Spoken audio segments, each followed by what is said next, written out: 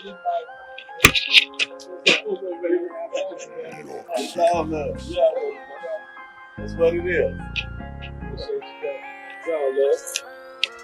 Yeah, we probably paid by the night or something for it. Really? Yeah. John Burton told me all the studio, dude. Oh, man. Hello, y'all. Welcome to Bam Bam Raw TV. This is Bam Bam 411 Giant. I got a special surprise for you today. I want you to hit those, but first I want you to hit that icon button. I want you to hit that like button, and I want you to hit that subscribe button. Now today the surprise is he's an OG legend in Shreveport, Louisiana. The OG legend in the music business, and he's a friend, he's a family, and I want you to meet the Jabbo Jaws. What's up, homie? It's all love, baby. Events where you be bringing the family into different things. You be trying to make it a family thing. Is it any particular reason you designed it like that or what? Yeah, it's designed to teach the young kids to respect, but to be involved and to get them involved. And most importantly, you keep the parents involved with the kids, and that's what makes the tight knit, just bringing them all together, do events where the entire family can participate, not just the older folks or the younger kids. You want some events, you just want them all like a family affair, whether it's going out on a skate outing or something in the park, family son, father son dance, anything, just try to encourage these kids to stay active, but also it's about respect too. When you got the family together, you got peace, Shreveport, like I say, now going back to the music, let's go back to the music scene in Shreveport. Do you think that anyway, what can we do to bring some spotlight on some of the talent that we have in Shreveport? Well, social media is a big help. It's all about how you use it now. Back in the day, we didn't have the technology that we have.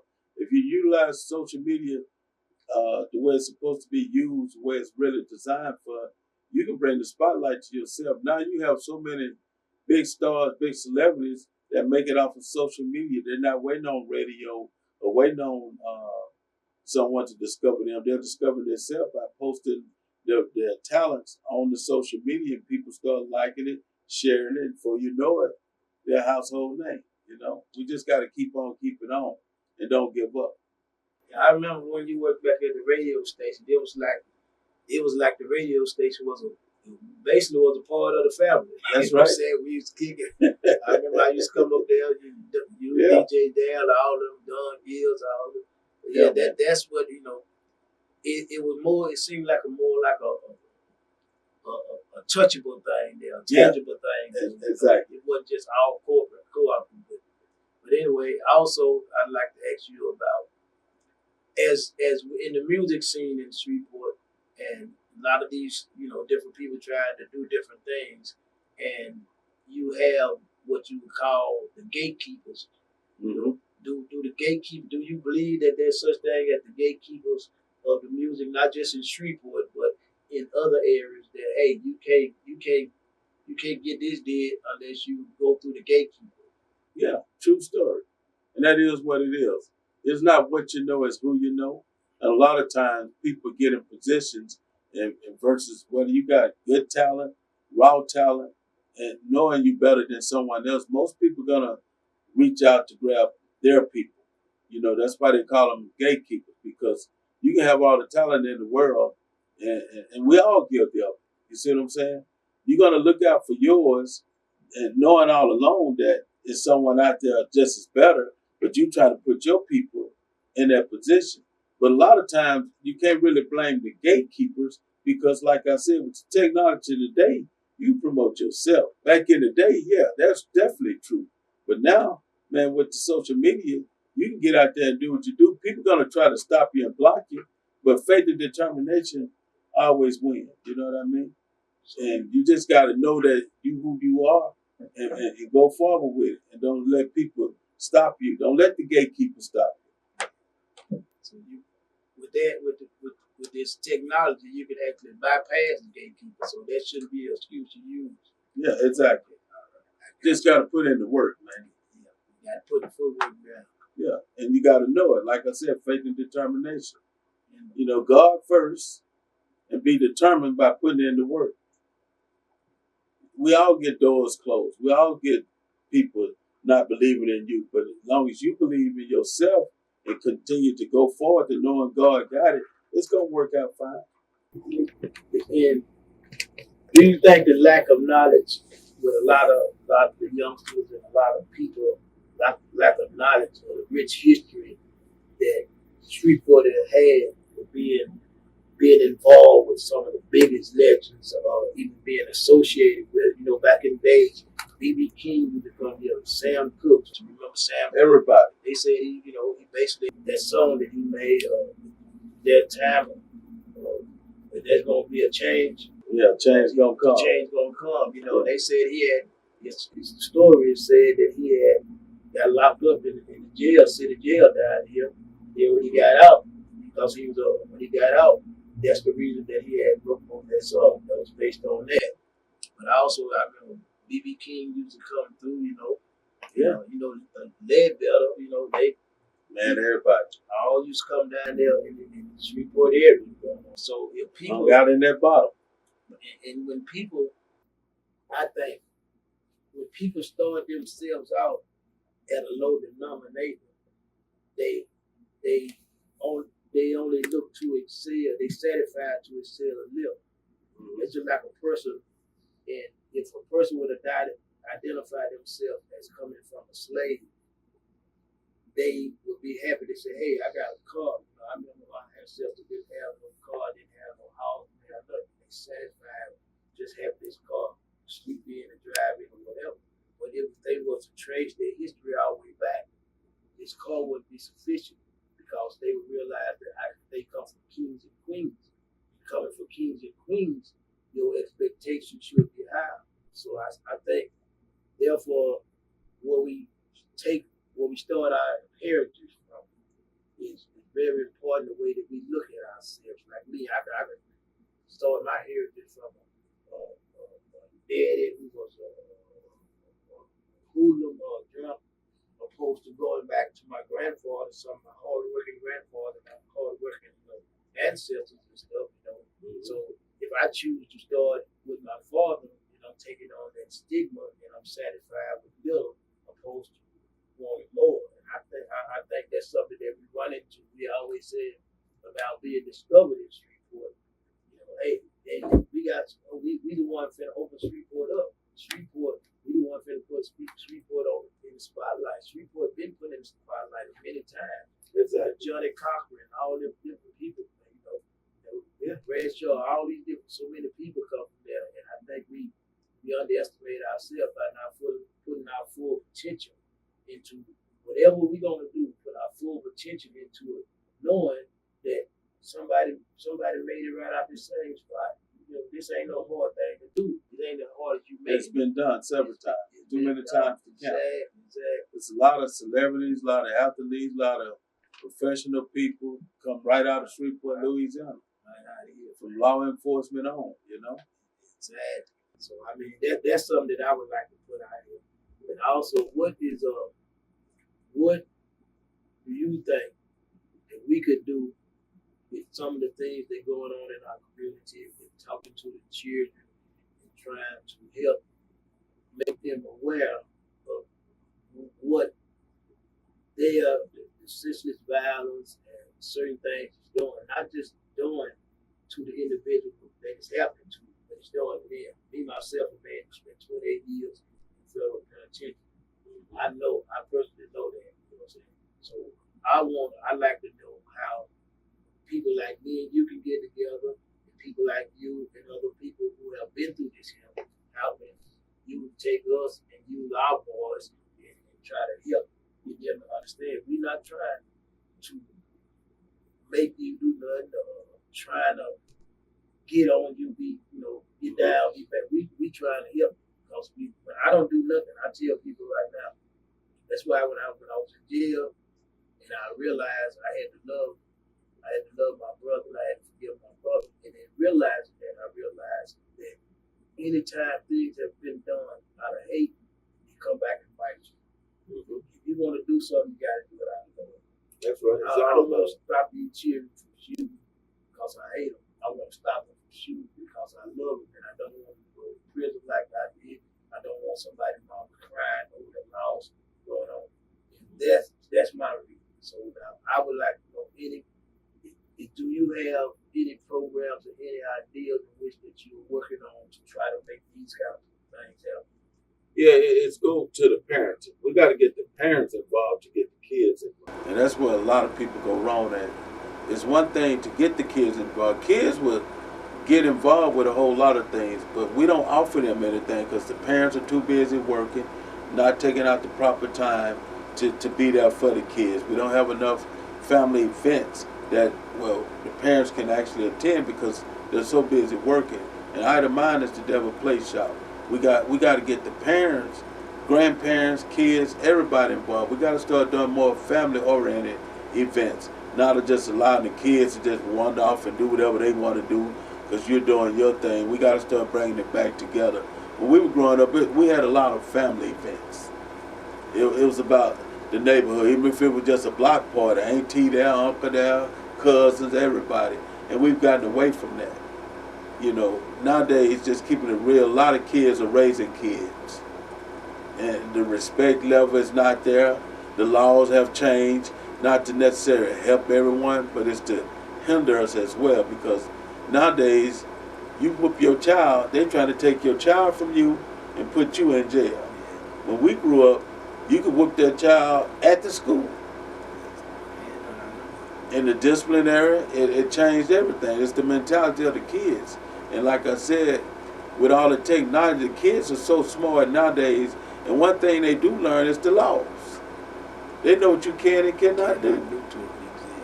We got to get out and vote and change some of these laws that have been implemented, man. Voting is a very important part of what's going on in this society, too. Because we're allowing these people to get in position to change these laws, and the only reason they change these laws to incarcerate a lot of people, because penitentiary is a big business. They'll build a penitentiary before they build a school. Definitely, yeah. And what that is that we're allowing these kids to just do whatever they want to do, and kids are just kids. They don't think about what they're doing till after the fact. Then it's too late. And it don't just affect the kids, but it affects the parents. It trigger down. Even with the violence and stuff, it just don't affect those that's in the violence. It affects the people outside on both sides of the families. You feel what I'm saying? And but all that comes from us not coming together, not sticking together. Nowadays, man, most adults scared to say stuff to kids. And we got to get out of that zone. We got to get back to how we were raised. It's the circle of the wagon, man. And if we circle the wagon, get back to doing family over stuff, get back to chastising these kids, just keeping it real and saying it in the Bible. You see what I'm saying? Spare the rod, spoil the child. Feel what I'm saying? But society has really got us in a catch-22. Got us hand tied. Yeah, got us hand tied, but not only does it have us hand tied, they got us working for a little bit of nothing because they're not giving us the money that we truly deserve, from the minimum wages to everything else, to where you don't have to work 2 and 3 jobs to take care of the household.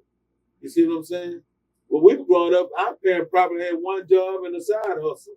Now parents got to have 2, 3 jobs just to make the ends meet, so they're not spending no time with these kids. And what they're doing, they're giving these kids these phones, and everything is on the phone. They're playing more games, watching more videos, seeing more negativity than positivity. We got to get to taking these phones from them too. You know?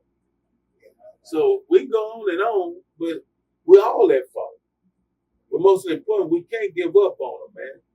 And I feel like society as a whole has given up on these kids, man. Our kids. Let's just get that understood. Our kids. We got to take back with these phones to where you keep up with your kids. My son was telling me that a few weeks ago about the new technology where, you know, you can have your family all in a group on their phone. You can keep up with them, know where they at, what they're doing, and everything. It's a new app that's out. And a lot of people have gotten hip to it, especially in the white schools. They know all about it. You ain't gotta worry about what Johnny at. You pick up your phone and click, and you see what Johnny does. Because Johnny gonna have his phone if he ain't got nothing else. Know his location, everything. See what I'm saying? So Johnny can't tell you he over Bam Bam house when he really up on the park, not at school. You feel what I'm saying? Or doing something crazy. You keep up with him. We got to utilize this technology, man, to our advantage as well. Yeah, I believe lack of knowledge. I believe in. I had a sermon one time that I gave a sermon one time, and I believe I liken our children to the dry bones. When God had spoken to the prophets, and you don't believe that I raised these dry bones. The prophets of God used to say so. Saying, and so then that's when God spoke the word, and the bones started getting skin on them, started getting flesh on them, and they became a part of the body of God. And see, that body, a lot of these people think these children too from God, and they have given up on them. Like you just said, they have given up on them. I think that's a bad thing to do, because it's only going to get worse and worse. So no matter what it is, what it takes, you got to trust God. Try to be there for them. Encourage them. And to go back to that prison thing that you said, I was in some of my past, you realize in Louisiana, number one, got the most prisons than any other state. And that should be in big business. And Louisiana take their prisons, they calculate how many prisons they're gonna make. If you look at it, they got material. They calculate the amount of prisons they're gonna build based on the SAT scores of the children in that children. So that's what they're using. So instead of, when they see the children got a low SAT scores, instead of finding a way to increase that, raise it up, they're trying to find a place to put them so they can make money out of them. Exactly. Private prisons. Yeah. If the state does not keep private prisons at least 70% full, then the private prison can sue the state. So what they gonna do? They gonna go get children who neighborhood they gonna get them out of. Yeah. So yeah, I do believe in that. I do understand that prison is a big business. That's why they're not doing everything to stop it. But I thank you for your question. I mean, for your answer. I appreciate you answering my question. And it was a lot of different stuff rolled into one. And I hope people enjoyed it. Yeah, it's all love, man. And also, we ain't gonna forget about a big thing on the schedule, right? We ain't gonna forget about them Saints and Cowboys playing tomorrow night. Oh man, come on, man. You know, they know who it is when them Saints come marching in. Yeah. It's over with, Dallas. Count who? You can't forget that there. Yeah, it's all love, man. Gotta bring that up. You dealing with two Saints fans here, so believe that. You gonna get the best of them tomorrow. Yeah, I already opened up my can. Okay, then. I'm looking for a good game. What kind of can you got? I said, that old ass wood. I ain't heard that one in a while. Yeah, make sure every last one of them, we're going to take every last one of them can up there. It's all love, man. Yeah, it's all love. And I want to commend you, brother, on what you're doing, man. Just, bringing the knowledge to the people. I don't normally do podcasts and stuff to that nature, but when Bam called, I know it's real. You see what I'm saying? A lot of people do it for unnecessary reasons. A lot of people do it for likes, man. A lot of people do it just to, for whatever other reason than to really pour back and to give back. And I know what you stand for. Like I said, we go from childhood. And I understand and know, brother, because, it's my pleasure. I mean, I give, man. That's why I'll be there for you. You didn't hesitate, man. I made the call and I asked for you. And you said, we. Yeah, we still got that same connection, brother. That's right. And I appreciate you, man. I thank you so much for being who you are and the thing that you've done for this city, you know what I'm saying, and for the music in this city, for the children in this city, and for me, myself in this city. I want to commend you and thank you, brother, for allowing me to be on your program. You see what I'm saying? Again, like he said, y'all go look up that. Thank God. Go look it up, man. I listened to it the first time just right here before we started the podcast, man, and that thing gave me chills. You know what I'm saying? It's real. Go listen to it. All right? Hey, listen to it. Love y'all. And again, hit that subscribe button, hit that like button, and hit that bell icon so you know when my next video is coming out. All right? Peace and love. It's all love.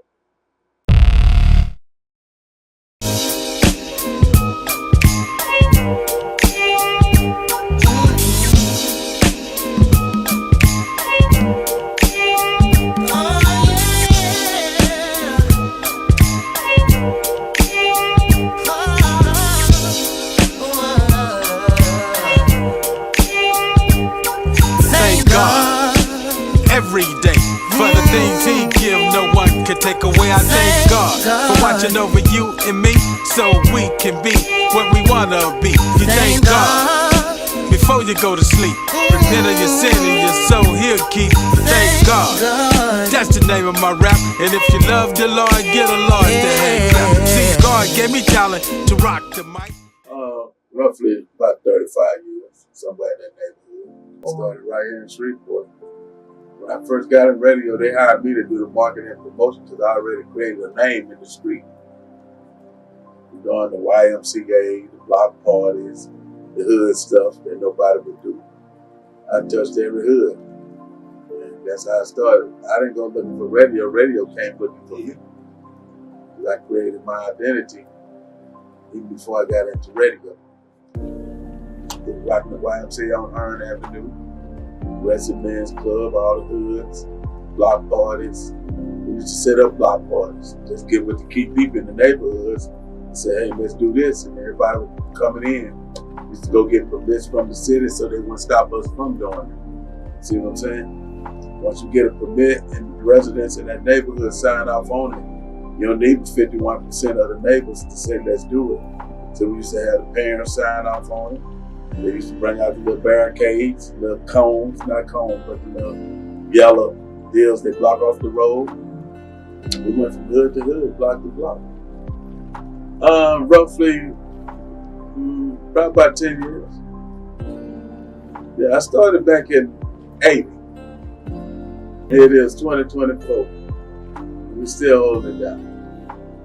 From time to time, we still do them. Actually, I have one coming up in June. My anniversary for my street dedication. You know, they renamed the street that I lived on in Moortown after me. Right there in front of Bethune, Oak Park Elementary.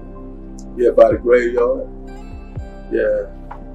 And we still do, you know, things to that nature. We don't do them as much as we used to with everything that's going on down the world. But we still do them from time to time. They just did a Moortown Day. And everybody's into that. The different neighborhoods doing their neighborhood days. And it's mainly to remind them youngsters where it all started from. We got away from all that. Like I said, we would have a block party back in the day. Every weekend, somebody in the neighborhood would have a block party and everybody would come out. You know what I mean? Before social media, it was word to word, mouth to mouth, you know? And we just kept it going. It's the circle of the wagon. When I said circle of the wagon, it's coming back around. It's God's plan. You know what I mean? And we just got to continue to keep going and don't give up. See, quitters never win, winners never quit. And like what Bam doing, what the other liberal homies are doing, been there, done that, but it's a different portrait now, you know? So, you know, you got to cross the T, dot the I, and just make it do what it do. And when you got respect, I don't care what neighborhood you go in. When they respect you, they tend to know how to act. That's when you get the parents and grandparents. You got to bring the family back. We don't get it together. And Shreveport is Shreveport. Shreveport is different than any other city in the state. You know, Shreveport still into the hospitality and the mannerism, and like I said, just a few bad apples. Everyone in Shreveport not bad. We have a lot of great things in Shreveport. A lot of people come out of Shreveport, and we just got to continue to get in their face. You know what I mean? We can't give up on this generation. Just encourage them, you know. With society today and with all the technology we have, you can be anything you want to be. You just got to know it. Faith and determination is the combination. You got to put in work. That's what you got to do. Don't let no one tell you what you can't be. You can be anything you want to be. You with all the technology on these phones and everything else. You just got to use it for the good of it. You know, it's good and the bad and everything, but there's a lot of good in the phone and the technologies that we have today. When we grew up, we didn't have all this. It's much easier now for them. They can Google anything. You know what I mean? You want to be successful, you got to surround yourself with successful people. And people that speaking negative and saying what you can't be and ain't gonna be, those are the people you kind of distance yourself from.